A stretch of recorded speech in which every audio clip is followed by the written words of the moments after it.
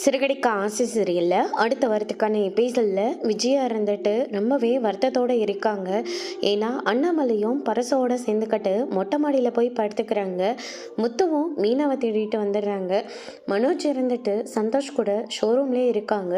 ரவி இருந்துட்டு அவங்க ஃப்ரெண்ட்ஸ் எல்லாம் வந்திருக்காங்க ரொம்ப நாள் கழிச்சு அப்படின்னு சொல்லிட்டு அவங்க ஃப்ரெண்ட்ஸோட தங்குறதுக்காக போயிடுறாரு. அதனால விஜயா வீட்டில் ரொம்பவே தனிமையில் இருக்காங்க. சாப்பிட்ற போது கூட வீட்டில் தனிமையாக தான் இருக்காங்க.